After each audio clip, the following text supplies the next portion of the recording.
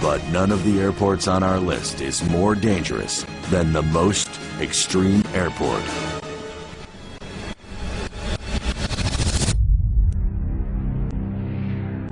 Number 1 is Nepal's Lukla Airport.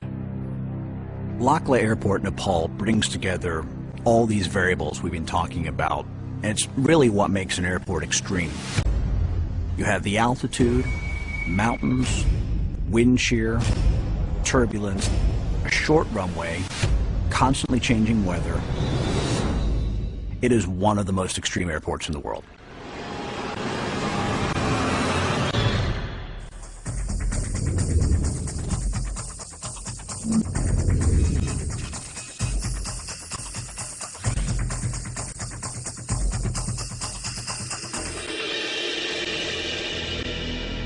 Officially called Tenzing Hillary Airport, it is named for the first men to reach the summit of Mount Everest, Sir Edmund Hillary and Sherpa Tenzing Norgay. Long known as Lukla, it is located high in the northeastern corner of Nepal, in the heart of the Himalayas. There are 30 daily flights between Kathmandu and Lukla. While only 85 miles apart, they can feature drastically different weather. Positioned at an elevation of 9,382 feet, it is one of the world's highest airports and the gateway to Everest.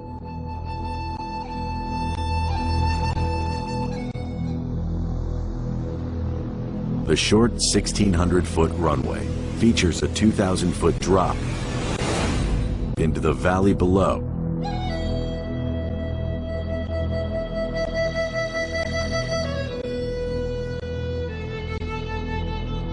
Lots of people find it very crazy to be here, landing here, and they're really surprised and seeing this runway, and they're just shocked.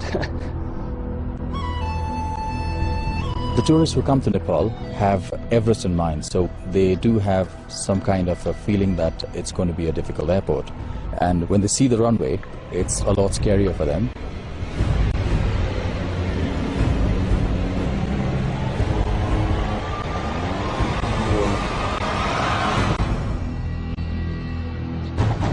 It was the most terrifying experience of my entire life. When I saw that bit of tarmac, I honestly thought I was going to die. My first experience was seeing the mountains, and after I'd seen the mountains, was trying to work out where the hell we were going to land. Because all you see are mountains and ridges and valleys, you don't see any flat land. And then when I realised that we weren't even landing on a ridge, my heart stopped.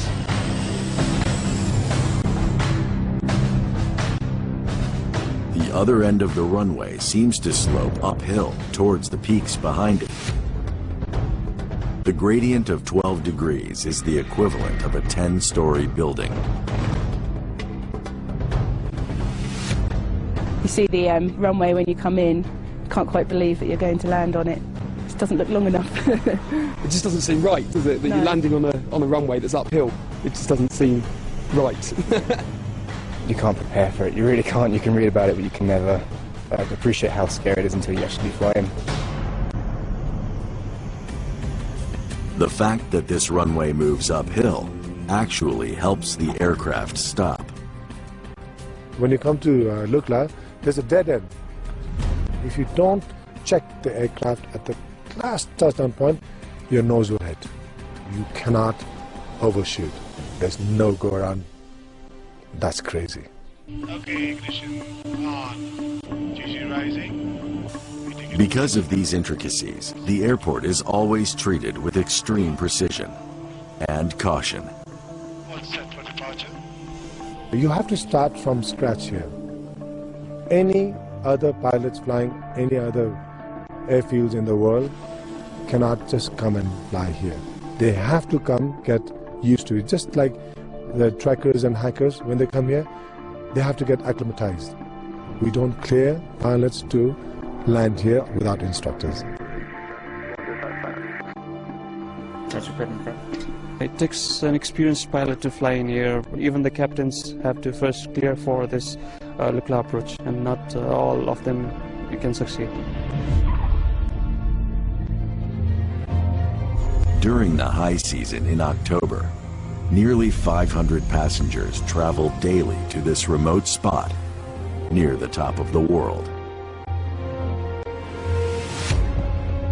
The approach into Lukla is treacherous because of the decreased horsepower of planes at this altitude. As a result, once a landing attempt has begun, there is no going back. It requires a coordinated effort on the ground. Everyone needs to be ready. Once the departure happens from Kathmandu, we sound the siren to let the airlines as well as the passengers to know that the aircraft has actually departed from Kathmandu. The runway is used as a shortcut into town, so the sound of the siren warns locals to get off the runway.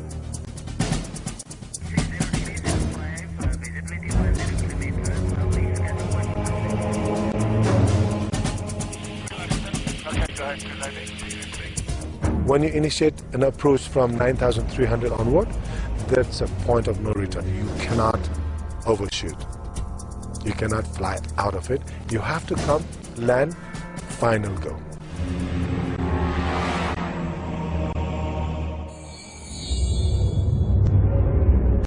Lukla has been the site of numerous crashes. Coming up, we'll examine one of the most deadly. It just went too low and we could just see flames. There was only one survivor, and he was yelling with pain.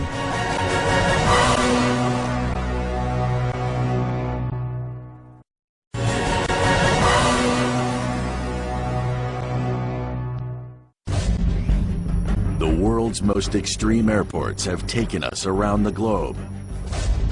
Here's our list.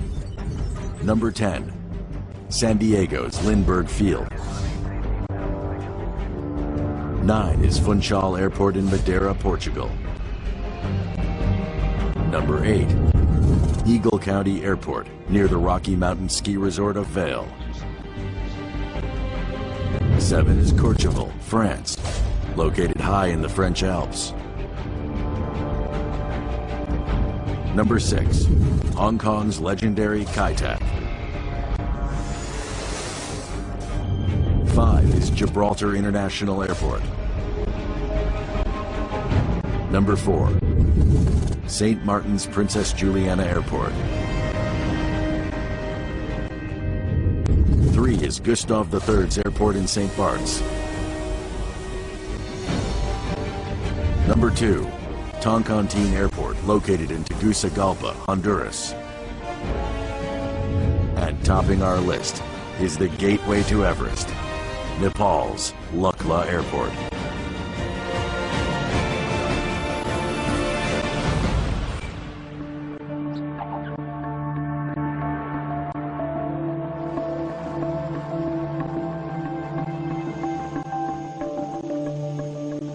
The airport is named for Sir Edmund Hillary and Sherpa Tenzing Norgay, not just because of their epic feat, but because Hillary was instrumental in building the airport. While he saw it as a way to get mountaineers to Everest Base Camp more quickly, he also did it to help the locals. It was Sir Edmund Hillary with his vision who felt that it was something that he wanted to give back to this society that he loved so much. He wanted to build schools, but to get in textbooks for the schools, he had to fly them in. So he wanted a place where an airplane could fly textbooks to schools. He acquired the land in papers from the Sherpa people out here to build the airport. The airport just used to be rocks and shrubs with small trees. During the day, the Sherpas used to break the stones, cut the shrubs, and during the night, he used to get about 100 Sherpas to walk the airfield up and down to flatten the airfield. And he used to provide all the 100 people with local Sherpa beer. They used to drink that, and they used to walk the night up and down to flatten the airfield.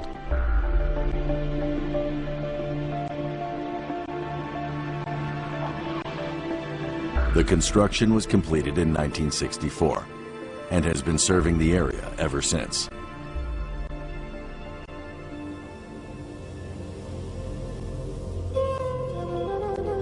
Lukla does not have roads at all. You don't see any vehicles of any kind. The only machine that you find in Lukla are the airplanes that fly in. The community of this entire region relies totally on the Lukla airport for all the supplies, from rice to medicines to daily necessities, from soaps to anything. The entire houses out here in Lukla have tin roofs. All of those tin roofs are flown here on airplanes or choppers. 70% of the area is still not accessible by land. So there's no way out unless there's an aircraft or helicopter landing into that area.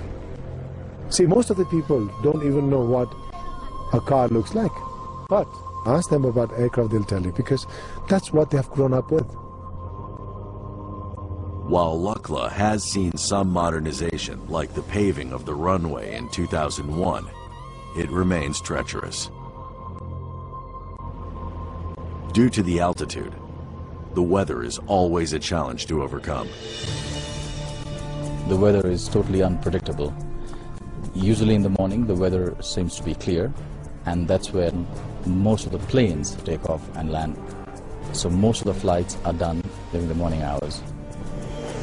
During the morning it's usually clear, and the wind are not so strong, and during the afternoon slowly this cloud starts to build up, and by the evening it's usually cloudy, so most of the flights happen early in the morning.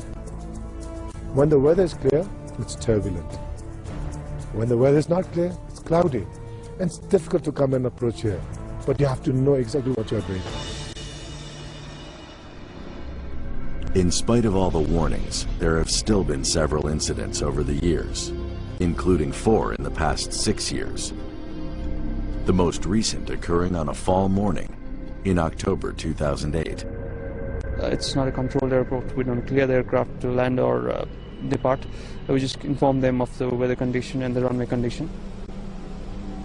On that morning, we had informed the pilot there's fog below the approach level initially, and he continued. And I think he also was caught by surprise the way the fog just lifted up, and maybe he was blinded.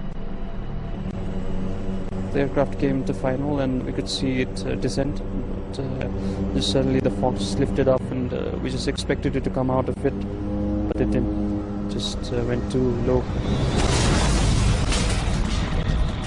We could just see flames.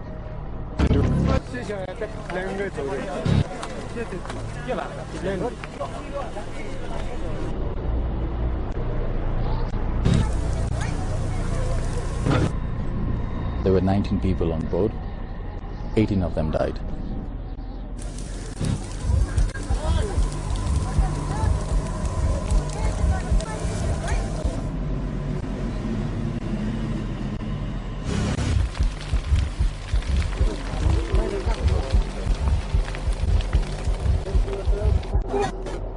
There was only one survivor, the pilot.